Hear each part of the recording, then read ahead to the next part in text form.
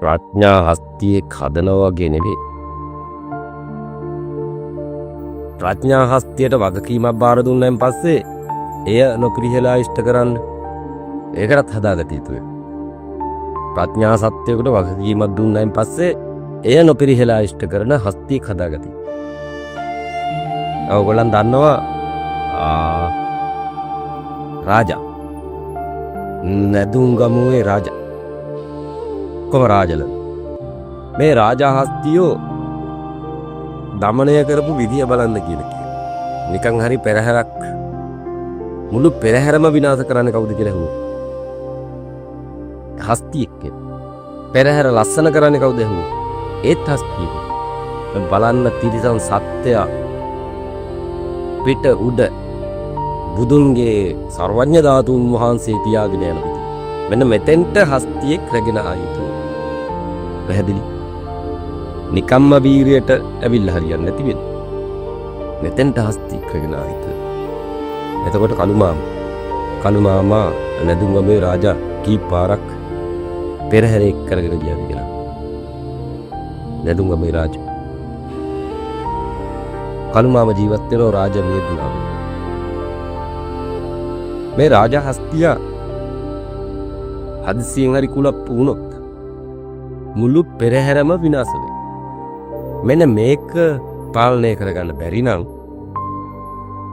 කොච්චර ඇත්තු ඇදුවත් වැඩක් නැහැ. මෙල්ල කරන්න තම සතු ඥානය නැත්තම්. ප්‍රඥාවෙන් අධිකව බුදු වෙන්න පුළුවන් කට්ටිය තමයි හස්තීන් ලෙස පහළ වෙන්නේ. පැහැදිලි? තිරිසන් ස්වභාවයෙන් ඔය එන්නේ ඇත්තු කියලා කියන්නේ බෝසත්තුරුනේ. ඒ කට්ටිය වීර්ය පුරලා අපසම් කට්ටිය. ඒකනේ අර දැවන්ත ශරීරයක් එක්ක මරණයට එක්ක මැරෙන්නේ නැතුව කරදරයක් කරන්නේ නැත්නම් යන්න පුළුවන් හැකියාව තියෙනවා. කරදරයක් කරන්නේ නැත්නම් යන්න පුළුවන් හැකියාව තියෙනවා. මිනිස්සුන්ගෙන් කරදරයක් නැත්නම් වෙන කිසිදු සතෙක් හස්තියෙක් එක්ක සටන් බදින්න ලෑස්ති නැතිව චොප්ප වෙයි. සිංහයෝ ඒත් ඇඟට පැනලිලා කන්න ලෑස්තින පොඩි පෙට ඒත් ඉඩ දෙන්න තියෙන්නේ. හස්ති කියන්නේ මේ කට්ටියට. මේ කට්ටිය වීරිය පුරලා අවසන් මිනිස්සු. පැහැදිලි? වීරිය පාරමිතාව පුරලා අවසන් මිනිස්සු. ඔය හස්ති කියන්නේ කට්ටිය. වීරිය පාරමිතාව පුරලා අවසන්. මට ඇග්ගොව්වෙක් ඉන්නවද මිනිස්සෙක් මම ආදරෙන් බලාගෙන මාව ප්‍රසාදයට ලක් කරා. හස්තියෙක් ඉපදුනාට වැඩක් නැහැ කියලා කියනවා. ප්‍රඥාවෙන් අධිකව බුදු වෙන්න හස්තියෙක් වෙලා උප්පත්ති ලැබුවට වැඩක් නැහැ කියලා කියනවා. හරි ඇග්ගොව්වෙක් හම්බ වෙන්නේ නැතුව. හරි ඇග්ගොව්ව හම්බ වුණොත් ඒ හස්තිය ගෙනියනවා කියලා කියනවා සර්වඥ ධාතුන් වහන්සේලා. පිට උඩ තියාගෙන.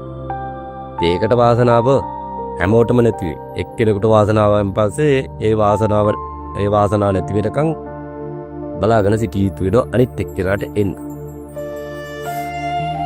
ඉතින් එතෙන්ට එනකන් එතෙන්ට එන්න ඕන.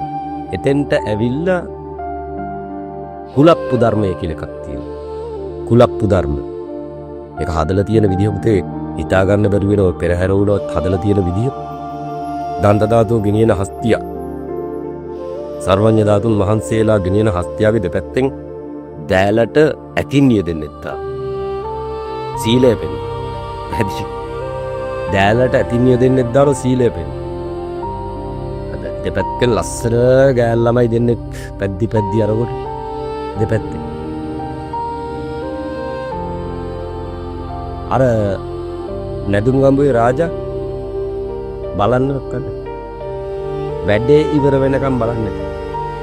අන්න ඒ සීලය නිර්මාණය කරන්නේ කලුමාමයි. ඒ සීලය නිර්මාණය කරන්නේ නැදුම්ගමුවේ රාජගේ ඇත්ගොව්වෝ. එයාට කියන්නේ වීර්යයෙන් අධිකව බුදු වෙන්න ඉන්න කෙනාය ප්‍රඥාව පුරලා ඉවර කෙනාය කියලා. නැදුම්ගමුවේ රාජට කියන්නේ ප්‍රඥාවෙන් අධිකව බුදු වෙන්න ඉන්න කෙනාය වීර්ය පුරලා ඉවර කෙනාය කියලා. හස්ති කුලය දිහා බලලා ඒ හස්තිය දමනය කරගන්න පුළුවන් මේවන් ආදරණීය ඇත් ගොව්වන්ට පුදන්න කියලා කියනවා. ඒ වගේම ඒ ප්‍රේමය දැකලා දෙන්නම එක පාරමිතා තුල ඒ කියන්නේ මෙයා වීරිය පුරලා නෑ, ගොව්ව වීරිය පුරලා අවසන් නෑ. නමුත් හස්තිය වීරිය පුරලා අවසන් බව දකින්න කියලා කියනවා. ගොව්ව ප්‍රඥාව පුරලා අවසන් වෙච්ච නිසා අර මහා හස්තිය දමනය කරන බව දැනගන්න කියලා කියනවා. ප්‍රඥා බෝසත්වරු හස්තිය ගවය වෙලා උප්පත්තිය ලබනවා කියලා. හස්තිය සහ ගවය වෙලා උප්පත්තිය ලබනවා කියලා. කවුද? ප්‍රඥා බෝසත්වරු. ඒ කට්ටියන්ට කෙලින්ම දඬුවම් දෙනවා. කවුද? දීර්ය බෝසත්වරු. ගවයට දඬුවම් දෙන්නේ දෙනු. නමුත් ඒ ගවය කියලා කියන්නේ ප්‍රඥා බෝධිසත්වය. ගුලප්පු වුණොත් දඬුවම් දෙන්නේ වීරය බෝසත්තුරු. කාටේ? හස්තීන්ට. හස්තීන් කියන්නේ ඒත් ප්‍රඥා බෝසත්තුරු. ගවය හස්තිය වැඩක් ගන්න පුළුවන් එක. නිකම් බුරණ එක ඉන්නේ. ඌ ඇවිල්ලා වීරය බෝධිසත්වෙක් ප්‍රඥාවට බුරනවා කියලා කියනවා. පැහැදිලි? වීරය බෝසත්වරු ප්‍රඥාවට බුරනවා කියලා කියනවා. උදාහරණ කතාව. තේරවාදී ත්‍රිපිටකයෙන් ගන්නම් මම මෙතෙන්ට.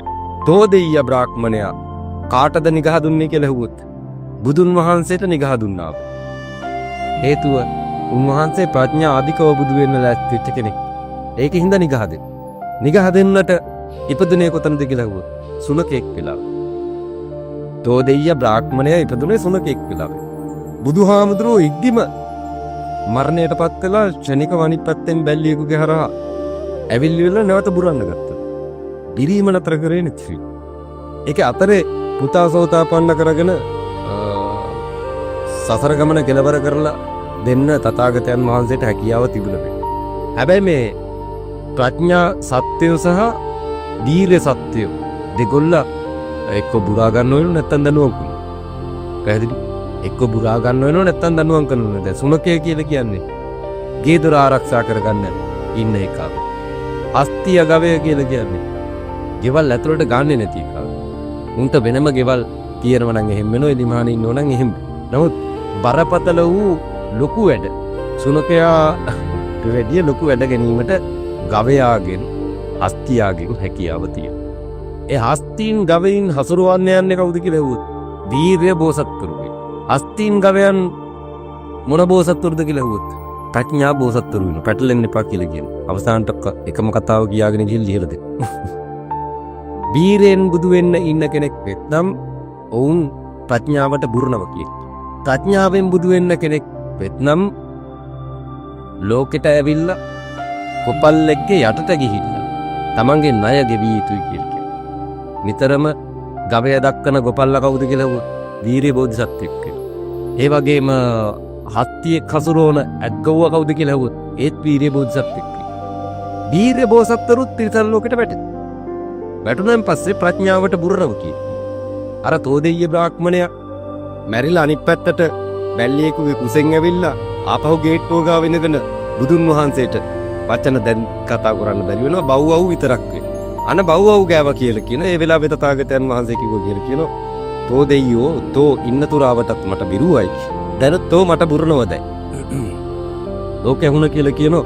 තෝ දෙයිය බ්‍රාහ්මණයගේ සේවකී. මහා දන කුයරි සිටුවරෙක් වෙනවා. වසුරෙක්. මැරිලා ඇවිල්ලත් අනික් පැත්තට ප්‍රඥාවට බුරනව කියලා. පැහැදිලි? සියලු සුනකයෝ ඉතින් වීර්ය බෝසතුන් කියලා කියන්න බැරි වෙනවා. සියලුම සුනකයන් වීර්ය බෝසතුන් කියලා කියන්න බැරි වෙනවා. නිකන් සුනකෙත් ඕන කෙනෙකුට බුරන් ප්‍රඥාවට බුරනවයි නැති වෙයි. හොරකමට අරවට මේවට ඔක්කොටම හොඳට ඉව තියෙන සත්වෙක්. අලින්ට වගේම හොඳට ඉව තියෙන සත්වෙක් සුනකයෙක් වෙයි. සුනකයෙකුට තියෙන්නේ ආත්ම භව හතක් නොවන එයා සුනකෙක් වෙන්න හේතු තියෙන. ඒ පැත්ත දැකිය යුතු. සුනකෙක් වෙන්න හේතු මං කියන්නම් කියලා. වීර්ය බෝසත්වරු සුනකයන් වීමට හේතු. ඒ කට්ටිය බුදු විය යුතුයි කියලා කියන්නේ ලෝකයේ කාමය අවසන් කරගෙන. ලෝකයේ කාමය ඉවත් කරගෙන බුදු විය යුතුයි කියලා. ප්‍රඥා බුදුරුන්ට හැකියාව තියෙනවා. කාමයෙන් වෙලෙන සත්‍යය ගලව ගන්න. කාමයෙන් වෙලෙන සත්‍යය විතරක් ගලවා ගැනීමට හැකියාව තියෙනවා කියලා කියනවා ප්‍රඥා බුදුරුන්ට වීර බෝසත්වරුන්ට ඒ කට්ටියන්ට ඒක හරියන්නේ නැහැ කියලා කියනවා. සමස්ත ලෝකයම වීරියට සැපත් වෙලා ඊට පස්සේ ප්‍රඥාවෙන් ධර්මයේ දේශනා කිරීම සඳහා උන්වහන්සේලා සැපත් වී යුතුයි කියලා. ප්‍රඥා බෝසත්වරු බුදු වෙලා වීරියෙන් ධර්මයේ දේශනා කළ යුතුයි කියලා කියනවා. වීරියට ධර්මයේ දේශනා කළ යුතුයි. බුදුන් වහන්සේ සතර සතිපට්ඨානෙට 84000ක් ධර්මස්කන්ධය කිව්වට තිබුණ එක තැනක වෙනව දොරටු. එකම තැනක වෙනව දොරටු. ධම්මචක්කු තුල දොරටුව තිබුණ වෙනව. ඒක තථාගතයන් වහන්සේ ආනන්දට ප්‍රකාශ කරන මෙහෙම. මට මේ මහ පොළොවෙන් 180ට සැපත් කරගන්න පුළුවන් වෙන්නේ නියපිටක් වැනි කුඩා ප්‍රමාණයක් කියලා කියනවා. අර එහෙම හරියන්නේ නැහැ කියන එකෙක් අර තෝදෙయ్య වේ. තෝදෙయ్య කියලා කියන්නේ එහෙම එකෙක්. ජේනවනම් ඔක්කොම ගෙනින් උඹට විතරක් ගරු කරන උඹට විතරක් දන නමන මේ අපිත් සිටුවරු අපිටත් හොඳට සල්ලි තියෙනවා. අන්න ඒ වගේ පෙනී ඉන්න කෙනෙක් වෙනවා වීරිය බෝසත්වරු. ඒ වෙලේම මැරෙනවා. තථාගතවරුන්ට ගැරහුව ගමන් අනිත් පැත්තට මැරෙනවා. මැරෙන වෙලාව උපදින්නේ කවුද කියලා? මොකක් වෙලාද කියලා අහුවා. සුනකෙක් වෙලා වෙන. එක්ක වඳුරෙක් වෙලා වෙන. තථාගත ගෞතමයන් වහන්සේ සියලු ස්වරූපයන් රංගපාලා නැහැ කියලා කියන්න බැරි. තථාගත ගෞතමයන් වහන්සේ. නමුත් බුදු වෙන්න හිටියේ අධිකව ප්‍රඥාවෙන් වන බැවින් ප්‍රඥා බෝසත්වරුන්ට බුදු වෙලා ගලව ගන්න පුළුවන් වෙනවා කියලා කියන්නේ මහ පොළොවේ නීපිටත් තරම් වූ ප්‍රමාණයක් වෙනවා. ඉක්මනින් හැම දෙයක්ම කරගෙන ගියාට තාම ලෝකත්‍රයකට බැහැලි වෙලා සියලු සත්වයින්ට භූමිය මාරු කරලා දෙන්න බෑ කියලා. ගෞතම බුදුරජාණන් වහන්සේට සියලු සත්වයින්ට භූමිය මාරු කරලා දෙන්න පුළුවන් වුණා නම් අර තෝදෙయ్య බ්‍රාහ්මණයට ඇසිපිය ගහපන් කියලා කියනවා. Tamanට බලින වෙලාවේ ඇසිපිය ගහපන් කියලා කියනවා. මම පෙන්නන්නේ ඒකේ. අන්න එහෙමුණා නම් තෝදෙయ్య බුදුන් වහන්සේට නමස්කාර කරලා තිරිසංග පායට යන්න නැතුයි. තිරිසංග පායට ගියත් ඇවිල්ලි වෙලා ප්‍රඥා බුදුවරුන්ට වීර බෝසත්වරු බුරනවා කියලා. පැහැදිලි. බුරන්නේ මොකෝ? බුරන්නේ සමස්ත ලෝකෙම කාමයේ අවසන් කරලා ඊට පස්සේ බුදු වෙන්නේ කියලා කියනවා. නැත්තම් අපිට තණ්හාව මත වෙලී ගැලී ඉන්න දෙන්න කියලා. නැත්තම් අපිට ලෝභය මසුරුකම මත එලී ගැලී ඉන්න දෙන්න කියලා කියන. ඔය මොනවද ඒව කියවන්නේ? මසුරුකමින් බෙලෙන කට්ටියන්ට අපහාස කරන්නේ. ඒ වීරිය බෝසත්තුරු මේ විෂය සත්ත්ව විෂය සහ බුද්ධ විෂය දැන් වෙනසක් නැතුව යන එකක් වෙනවා. ළඟින් කට්ටිය පහළ වෙනවා. පැහැදිලි. බුදු කෙනෙකුට අපහාස කරා කියලා කියන්නේ කෙලින්ම ඉතින් සද්ධර්ම පුණ්ඩික සූත්‍රයට අපහාස කරා හා සමාන වෙයි. බුදු කෙනෙකුට අපහාස කරා කියලා කියන්නේ මොන බෝධිසත්වය වුණ වීරියෙන් ආවයි කියලා නැතිව. අපහාස කරායින් පස්සේ උළු ගඩොල් කැට යට බැලලෙන්න සිද්ධ වෙනවා කියලා.